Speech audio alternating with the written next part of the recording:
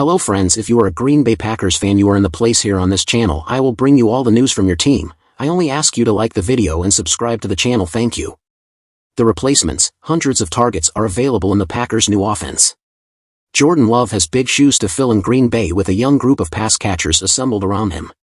Editor's note: welcome to the second annual installment of The Replacements, an SI fantasy football research series focused on vacated volume and projecting how teams will replace production year to year. This offseason, we're looking at the 6 teams with the highest percentage of available targets and the 6 teams with the highest percentage of available carries heading into 2023.3 years after the Packers spent a first-round pick on Jordan Love. It's time for him to take over under center.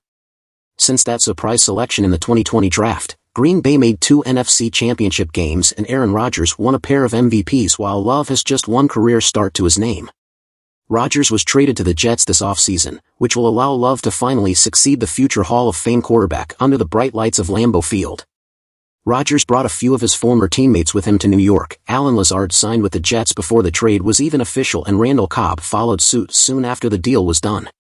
Lazard led the Packers in receiving yards in 2022 and Cobb was plenty involved in the passing game, too. Tight end Robert Tonyan also signed with the division rival Bears in free agency, meaning 3 of Green Bay's 6 most targeted pass catchers departed in one offseason.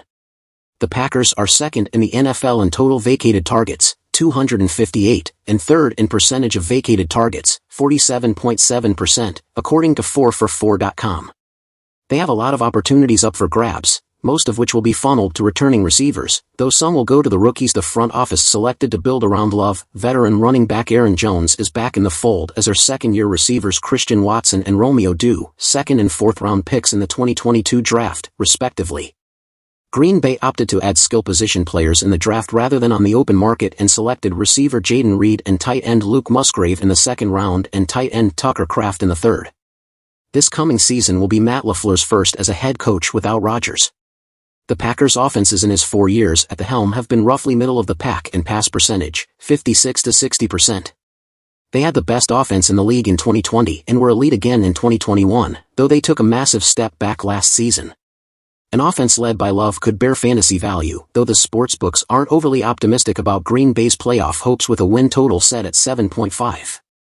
Perhaps LaFleur leans heavily on the running back duo of Jones and A.J. Dillon, or the young receivers shine with Love, a 3-year understudy for one of the most talented passers the game has ever seen.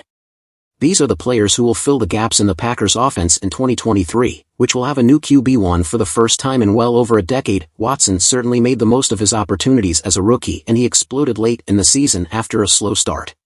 He had 88 yards through the first 6 games of his career and then burst onto the scene with 107 yards and 3 touchdowns on 4 catches against the Cowboys in Week 10.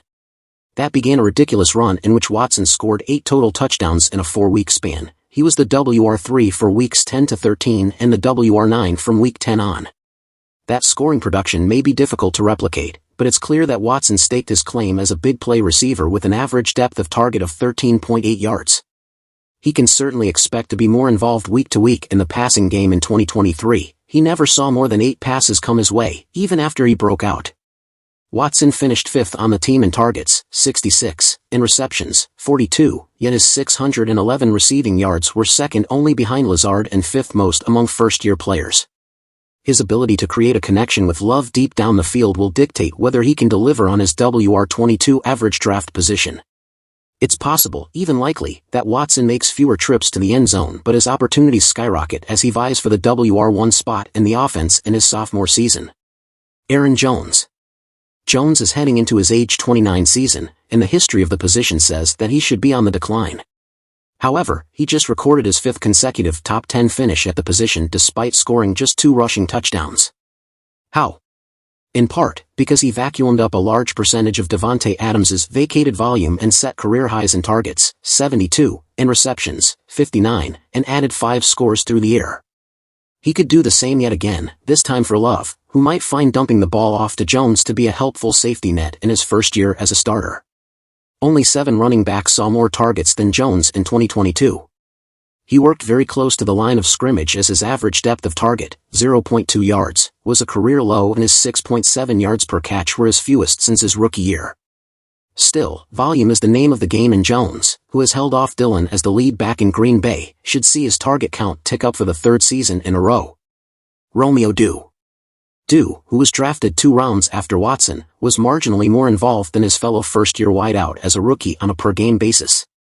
His best outing was Week 3 against the Buccaneers when he caught all 8 of his targets for 73 yards and a score. Dew had 2 other games with 8 or more looks and also a handful in which he disappeared, 0 catches on 4 targets against the Commanders and 1 reception on 1 target and no catches on 2 looks in separate games against the Lions. An ankle injury sidelined Dew for 4 weeks late in the year, but he was immediately involved once he returned. He worked the intermediate area of the field more often than Watson, with an 8 out of 9.4, though he still had 7 receptions of 20 or more yards, including 1 in each of his first 3 career games. Dew may hold some value in PPR formats, but his production could be capped in a low-volume passing offense. Jayden Reed. The draft capital Green Bay spent on Reed is notable, especially 1 year after selecting Watson and Dew. He had a productive career at Michigan State after transferring from Western Michigan, and his best season was as a redshirt junior when he racked up 1,026 yards on 59 catches to go along with 10 touchdowns. Reed also housed 2 punt returns that year and earned All-America honors as an all-purpose player. Reed has the potential to become Love's second option. He's already a projected starter and he should see plenty of looks working out of the slot. The last few years have shown that rookie receivers are entirely capable of making an immediate impact, and it's not like Love is that much more familiar with Watson and Dew than he is with Reed. Other receivers. This is where it's time to bring up the rookie tight ends with the caveat that it's extremely rare that they make much of a fantasy impact. A knee injury limited Musgrave, the 42nd pick out of Oregon State, to 2 games his final season in college. At 6 feet 6 inches, 250 pounds, he profiles as a dynamic pass-catching threat, and he's been running with the first team at OTAs. Musgrave topped out at 304 yards in a low-volume Beavers passing offense, but he could see an uptick in involvement in the pros. Kraft posted more impressive numbers across his 3 years at South Dakota State. His best year was 2021, when he racked up 773 yards and 6 touchdowns on 65 catches, but he was less involved as a junior when an ankle injury limited him to 11 games. Kraft profiles as the better blocker of the two, but they could share the field, especially considering Green Bay was in 12 personnel so often in 2022. Summary.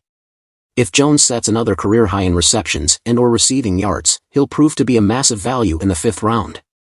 And as far as the receivers go, Watson, WR22, is going well ahead of Dew, WR61, and Reed, WR69.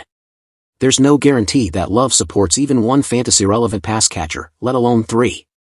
For that reason, you might be better off shopping in the bargain bin and taking a shot on Dew or Reed and seeing what they give you. According to an ESPN report from early June, Dew has been making his case as Love's favorite receiver in OTAs. Try not to read too much into early summer hype cycles, but it's at least a promising development for the second-year receiver. Like the video and subscribe to the channel. Thank you.